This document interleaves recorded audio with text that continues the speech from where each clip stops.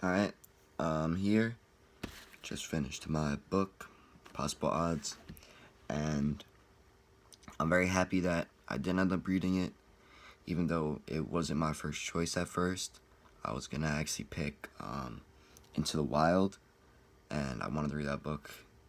I really wanted to read that book, but my mom could not find it in our house, because I remember she had it, but she did find, this one, Impossible Odds. She said it was a good book, and I believed her. I took it, and now I'm just, after reading it, excuse me. And after reading it, I'm very happy that I did so. Throughout the whole book, I was really engaged, really interested. I enjoyed every part of it, like, except for at some points I feel like there's just too much backstory at some points. Like, we'll be getting, like, more than halfway through the book, and they're still talking about, like, things that happened, like, when they were, like, 16 or something, like, and I feel like it just wasn't necessary. I wanted to know more, like, I was just reading past it to know more about what's going on, like, in the current situation about the time in that book.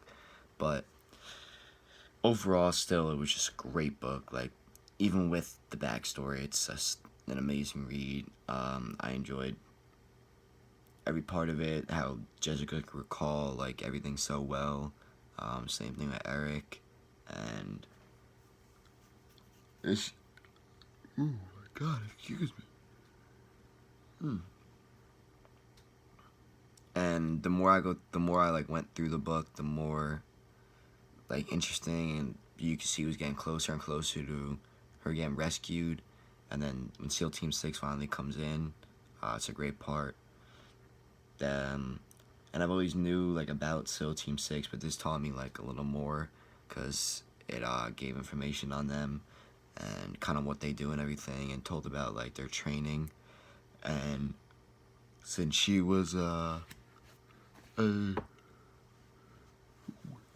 humanitarian aid worker, when she was like kidnapped, she could see some of the like people that were there, and they looked really young, and she was thinking like, if I ever even talked to these, if I ever like talked to these people, like, and then the people that she's known may have taught them certain things, because they were trying to help out the kids in that country to not become one of the kidnappers who took her. But she ended up seeing a few kids on there, and they were all like kind of addicted to drugs, which was not good, and she called that out to herself in her mind when she was thinking that.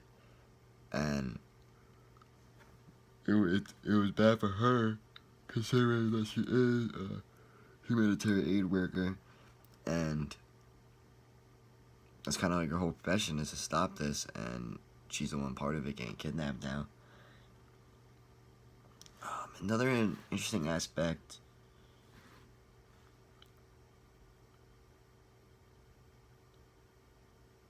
I guess, is the negotiations that went down.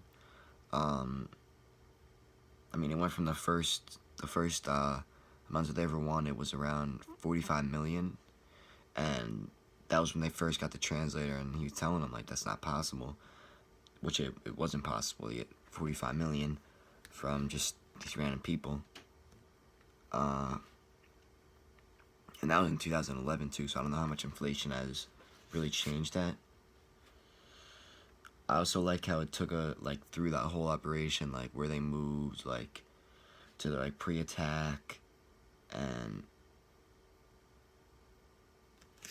how they got them by the element of surprise, because they really just they outsmarted them a lot easier than you should be outsmarted if you're in the situation, because they just snuck attack them.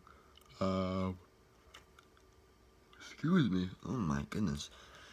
They caught him with the elements of surprise, and that was really what did it, because just the kidnappers weren't expecting it, and SEAL team just moved in and used them as a surprise. Yeah, all the way to the end, great book. I'm very happy that I read it. I would probably read it again. I also liked reading the afterwards of the book, and what the authors had to say and everything. I think that was a very good part to add. because I finished and I saw, I was like, oh, the afterword, like, let me see this, and it was definitely worth the read. So I would recommend this book to anyone.